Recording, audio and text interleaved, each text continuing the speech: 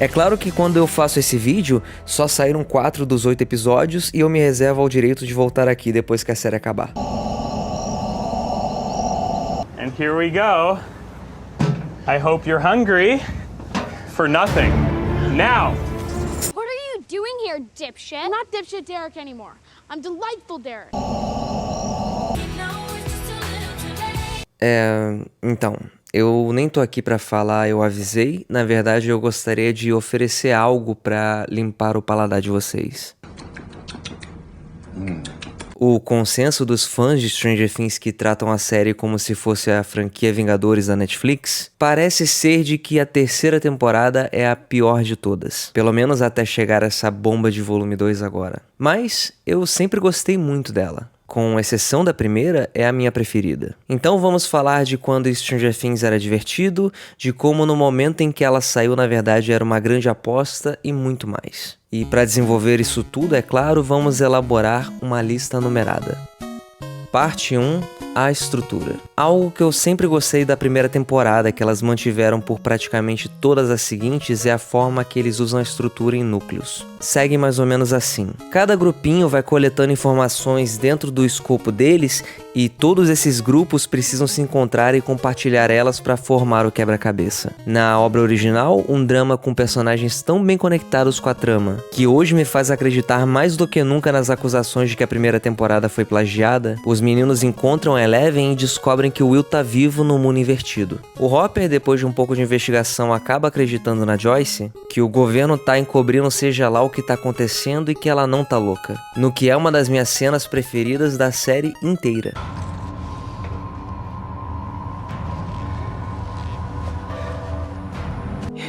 You were right. This whole time you were right. O Jonathan e a Nancy estão investigando a coisa do monstro por causa do desaparecimento da Bárbara e tem a coisa do triângulo amoroso com Steve, que nesse começo, de forma hilária, não queria nada além de dar uma asinha.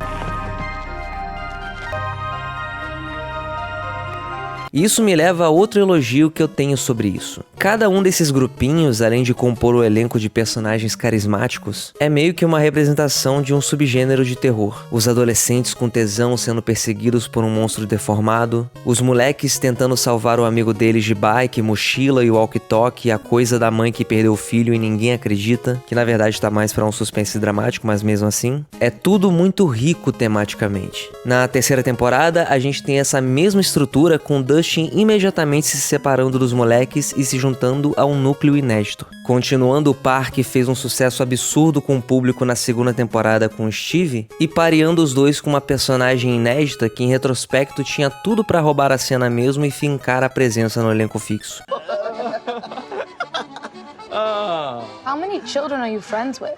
E completa esse grupo de todas as pessoas a irmã mais nova do Lucas, a Erica. I'm 10, you bald bastard. Erica! Just a that. O Hopper e a Joyce entram por acaso numa side quest de PS2 porque ela é a única pessoa que, ao ver algo estranho acontecendo, conecta com os eventos estranhos que aconteceram no passado muito recente e eles acabam descobrindo uma conspiração russa que tá tentando abrir o portal que a Eleven fechou no final anterior. E por isso ficam completamente separados das crianças. They're going to Illinois. Not now, Mom! Illinois? The state of Illinois? Illinois. E a Nancy e o Jonathan estão trabalhando no jornal como um tipo de estágio e ela insiste em investigar algo sobre ratos raivosos e causa problemas pra ele nesse mundo machista dos anos 80. E essa coisa dos ratos comendo fertilizante obviamente está conectada ao resto da trama com Upside Down. Falando em anos 80, a coisa dessa temporada é que tem um shopping construído pelos russos para disfarçar todo o rolê e escavando túneis gigantes e militares no subterrâneo e que está destruindo o comércio e a economia local. Isso também quer dizer que a punhetação dos anos 80 está totalmente fora do controle. Mas sendo positivo, eu acho que hoje em dia isso é algo que eu posso dizer que eu gosto. Outra coisa relevante para a trama e para a estética dessa temporada é que, assim como em todas as outras, a gente tem um feriado muito importante para os americanos no centro de tudo. A primeira termina no Natal, a segunda se passa no Halloween, a quarta é no Spring Break. Na quinta, eles mandam a gente se fuder e na terceira é o 4 de julho, é claro. O que bota a gente no verão com cenas na piscina, com todo mundo no calor, feliz, cores vibrantes e considerando que essa temporada vai ser pra sempre o ponto exato do meio da série, é maravilhoso que ela seja a que mais se destaca visualmente e no tom como um todo. You know when you drop on a roller coaster? Sure. Yeah. No. Pra concluir, os meninos, a Eleven e a Max, depois de um certo drama adolescente, o qual a gente vai falar sobre já já, descobrem que o Mind Flayer tá de volta por causa do arrepio na nuca do Will e acham que ele tá controlando o Billy. Tudo isso pra, no auge do desespero e da desgraça, eles finalmente se encontrarem. Na cena que, numa época em que eu ainda gostava desse produto, me deixou muito empolgado.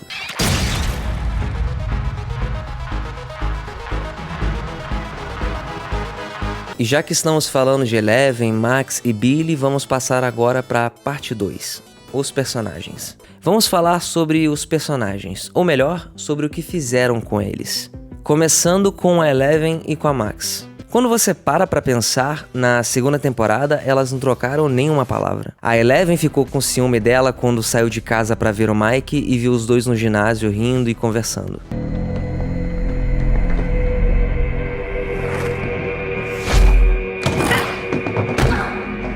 E depois daquela sidequest da Eleven que resultou no episódio preferido de todo mundo, quando a Jane retorna, por mais que a Max estenda a mão de boa vontade pra ela, a querida só ignora. Depois disso a gente tá na terceira temporada, onde no primeiro episódio a gente vê elas juntas, mas tá cada uma na sua com seu respectivo namorado. Isso quer dizer que, realisticamente, a primeira vez que a gente vê as duas interagindo de verdade é quando a Eleven tá confusa porque o Mike tá mentindo pra ela com medo do Hopper e vai até a Max pra pedir ajuda. Hi. Hi. Can we talk? Aí a Max introduz pra Eleven o conceito de que namorados mentem sim. Elas vão fazer compras no shopping numa montagem ao som de Madonna, e a 11 dá um pé na bunda no Mike quando vê ele lá e confirma que ele tava dando um perdido nela. I dump your ass. Eu acho meio louco porque, segundo a minha pesquisa para fazer esses vídeos, os criadores iam remover a Max da história, fazer ela se mudar de Hawkins ou alguma coisa assim. O que faria sentido, visto que a storyline dela ficou muito mal desenvolvida na segunda temporada, além da coisa do irmão postiço dela ser abusivo porque o pai dele também era abusivo. Parecia que tinha alguma coisa a mais que caiu na sala de edição. Felizmente, eles se deram conta de que a Eleven se beneficiaria muito de uma amizade feminina, já que tinha ficado a vida inteira enclausurada e os únicos 4 amigos que ela tinha eram todos meninos. Who is that? See, this is where you can't just hang out with Mike all the time. This is Wonder Woman, aka Princess Diana.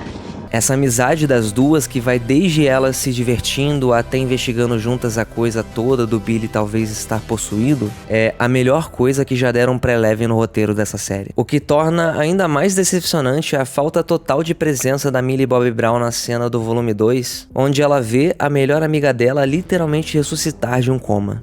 Max! You're here.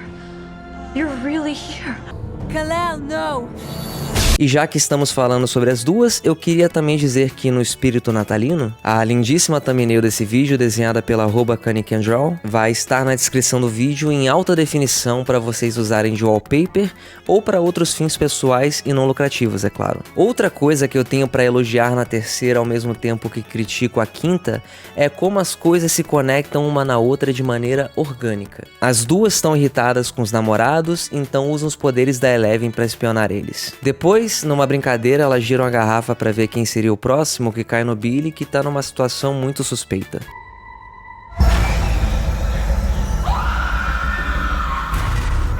E agora, vamos falar dele, não é mesmo? Um dos personagens mais fascinantes dessa série. Assim como eu disse, algumas coisas provavelmente caíram na sala de edição na segunda temporada. Então a gente não teve um desenvolvimento pro Billy ser racista e abusivo, além do pai dele ser um pai comum americano dos anos 80. Mas nós ganhamos a Nancy bêbada. This is bullshit. This is bullshit. This is bullshit. Então, de maneira muito acertada, depois de até mesmo resolver a coisa dele ficar perseguindo a Max no fim da temporada anterior, agora ele trabalha na piscina e tem aspirações de comer a mãe do Mike. I could teach you if you like. Oh. I know all the styles. Infelizmente pra ele, além dela desistir no último momento, a parte do Mind Flayer que tava no Will ficou presa no mundo real, e agora que os ursos estão fragilizando o portal, ela tá conectada de novo ao Hive Mind. This is him. All of him. But that day on the field, a part of him attached itself to me. Eu só gostaria de fazer um parênteses aqui que Stranger Things sempre fez essa coisa dos personagens usarem analogias com objetos desde o começo, mas na quinta temporada isso já passou de estar beirando o ridículo. This is Will. And this is Holly. What if their minds are all in the same place? O Billy começa a servir como corpo físico do Mind Flayer, mas vai trabalhar mesmo assim. América. O monstro também faz o Billy trazer a Heather, que trabalha com ele na piscina, e a filha do chefe da Nancy e do Jonathan, porque nessa época os roteiristas se importavam com esse tipo de coisa de amarrar o roteiro. Como um todo, o Billy tem momentos excelentes em que mostra que tá genuinamente sofrendo e que não quer fazer essas coisas horríveis, chegando até a controlar o impulso de matar a Karen no começo da temporada. Ficam na memória as coisas boas, como as cenas homoeróticas com Steve. Pretty boy like you's got nothing to worry about. Am I right? Am I dreaming or is that you, Harrington? Yeah, it's me. Don't cream your pants. Muito bem, Joyce e Hopper agora. A Joyce tá lidando com o luto de ter perdido o Bob, que foi um personagem muito agradável que a segunda temporada introduziu pra poder matar alguém. Ela também tá cismada com os ímãs que estão caindo da geladeira dela e suspeita que tem algo de errado acontecendo. Tudo isso junto do fato de que os negócios locais, incluindo onde ela trabalha, estão falindo. Eu também queria adicionar aqui que ela vai no professor dos moleques pra pedir ajuda, assim como eles mesmos tinham feito no passado inúmeras vezes, e com certeza é uma grande oportunidade perdida de colocar ele na trama principal logo, visto que agora todo mundo e o papagaio estão inclusos, até mesmo o próprio professor. Uau. O Hopper nessa temporada tá com dois problemas. Primeiro que ele tá lidando com a filha dele tendo o primeiro namorado e toda essa coisa, só que nos anos 80 e com uma menina que tem superpoderes e não pode sair de casa direito. Tanto que quando ele surta e quase mata o Mike, a gente tem uma cena divertidíssima. You're crazy! Crazy. You want to see real crazy? O outro problema é que ele tá com muita vontade acumulada. Mais do que vontade, ele tá perdidamente apaixonado pela Winona Ryder. E quando ele chama ela para um encontro romântico no Enzo's, por causa da situação dos imãs, ela dá um bolo nele, mesmo que sem querer. Isso resulta nos dois entrando nessa missão secundária, onde esbarram russos e a coisa vai escalando até que eles colocam o Murray de vez no elenco fixo, o que nessa altura era muito mais importante do que é hoje. O Dustin, depois do final meio amargo na segunda temporada, com a menina que ele gostava escolhendo o amigo dele, volta de um acampamento de ciências e diz que tem uma namorada agora. Mais do que isso, ela é mais gata do que a Phoebe Cates e ele fez um rádio gigante só pra falar com ela no Utah. Porque, claro, ela é mormon. E curiosidade, existe uma HQ que foi até publicada no Brasil, que é sobre as aventuras do Dustin nesse acampamento e onde eles se conhecem e começam a namorar. E é surpreendentemente legalzinha. Bem simples, é claro, mas legal. Ela tá esgotada, mas eu vou deixar o link na descrição pra quem quiser ler. Depois que o Mike e a Eleven vão embora namorar e os outros três também vão pra casa porque tá tarde, apesar do Will querer jogar D&D, Maybe tomorrow we can play D&D or something fun like we used to. o Dustin fica sozinho e capta uma mensagem russa, que ele leva até o Steve, que agora tá trabalhando numa loja de sorvete no shopping, porque não quer depender do dinheiro do pai, terminou a escola e tá completamente sem perspectiva do que quer. E só pra constar aqui, eu queria falar um negócio. Nesse meio tempo que eu tive que desenvolver um hiperfoco em Stranger Things pra escrever tipo 50 minutos de roteiro sobre a série contando os dois vídeos, eu acabei por começar a ouvir o Joe, nome artístico do ator que faz o Steve. E sabe a Sabrina Carpenter? Ela mesma, de Expresso e tudo mais. Uma das músicas mais famosas dela, que ironicamente não é um single, é Juno, que pra não deixar esse vídeo ainda mais maluco com uma análise séria dessa música, é sobre gozar dentro. É nessa música que ela canta sobre experimentar posições que virou uma marca em um meme. Outra coisa que ela sempre faz antes de começar a música é prender alguém por ser gostoso ou gostosa demais com as algemas rosas. É uma tradição, tipo a Charli XCX escolher a Apple Girl da noite. E olha vocês aí descobrindo que eu tô muito por dentro da música pop. Whoa. Hi, Joe. I was wondering if you seem very eager, actually. This is so rare. Okay. Eu só tô falando disso porque toda vez que eu critico alguma coisa, tipo o MrBeast ou até mesmo o Chris Angel, uma parte boa dos comentários insistem em dizer que eu faço esses vídeos por inveja. E para referências futuras, se eu tenho inveja de alguém, é do Steve Harrington sendo preso pela Sabrina, não de um bilionário que nem consegue sorrir de verdade. This next song, this is dedicated to Joe, everybody. It's called Juno.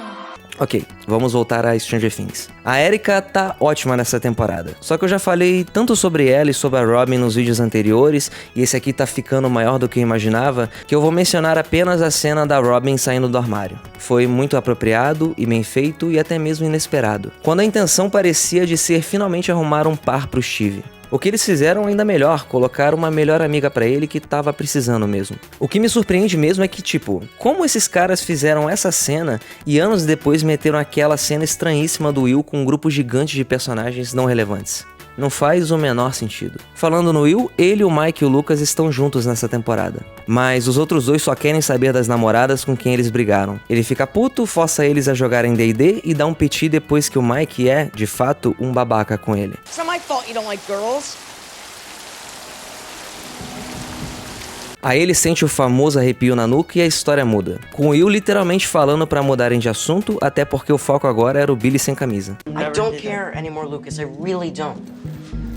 We have bigger things to worry about now. E bom, acho que é basicamente isso que eu tinha a dizer sobre os personagens. Agora a gente vai falar sobre... Naruto?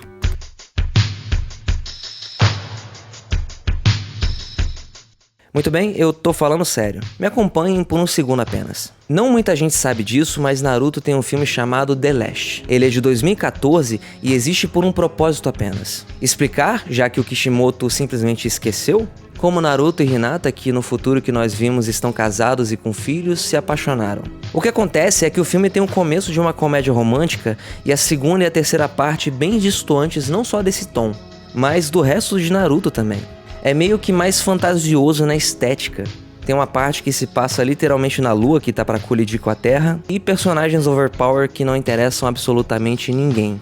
O ponto é que pra mim, se eles tivessem agarrado essa estética, o tom e principalmente a vibe certa da comédia romântica, esse filme poderia ser bem melhor. E é precisamente essa aposta arriscada que Stranger Things 3 fez. I don't do drugs, it's only marijuana. Depois de uma primeira temporada extremamente dramática e de uma segunda que tentou recriar a primeira a todo custo, a terceira temporada simplesmente falou: No. Escolher desviar de mais uma vez tentar recriar todos os pontos e elementos da primeira temporada para fazer algo mais leve, colorido e acelerado. A coisa do shopping, a galhofa que são esses russos, incluindo aquele que é exatamente o vilão do cabide de Indiana Jones, o drama adolescente, o verão, tudo isso vai destoar para sempre do resto da série, só que dessa vez é de uma forma boa. Porque sabe qual é o problema da quinta temporada e o mérito da terceira? Pacing é basicamente um nome técnico em inglês para o ritmo da narrativa na ficção, seja ela literária, audiovisual ou qualquer outra mídia.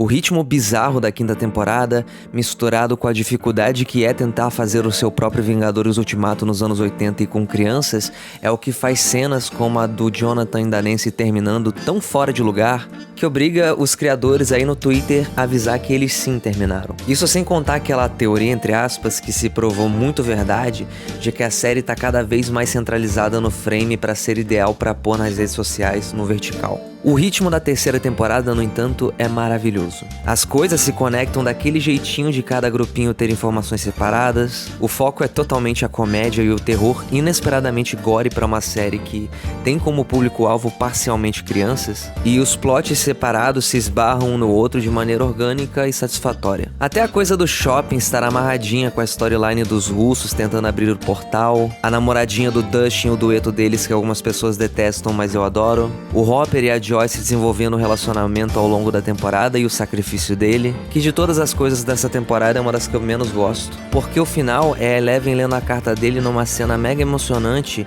que, de maneira meio metafórica eu diria, foi jogada no lixo. Apesar de que a parte da Rússia na quarta temporada é até bem da hora. Até eles se cansarem também jogarem isso no lixo, porque agora é a turminha do Scooby-Doo versus um vilão do Max Steel. Eu ia fazer um comentário sobre ser estranho na última cena a Max estar cantando com o Lucas pra zoar o Dustin, depois do Billy morrer, considerando todo o plot principal da 4ª temporada, mas isso seria meio improdutivo nessa altura do campeonato. Vamos terminar as considerações sobre o que falamos durante o vídeo. De tudo de ruim que vai ser dito sobre essa série no YouTube nos próximos dias, porque chamadas negativas dão mais clique, eu gostaria de fechar, pelo menos por um tempo, até daqui a um ano mais ou menos, eu meter um vídeo chamado Stranger Things, uma autópsia, ou o dia que Stranger Things morreu. A trajetória dessa série de uma forma positiva aqui no meu canal, falando sobre todas as coisas que me fazem gostar de pelo menos uma parte dessa série tão relevante para os últimos 10 anos de TV / streaming. E é engraçado que, por acidente, eu escolhi exatamente a temporada que termina na cena com o maior tom de despedida sentimental de todas. Porque eu tenho certeza que muitos de vocês,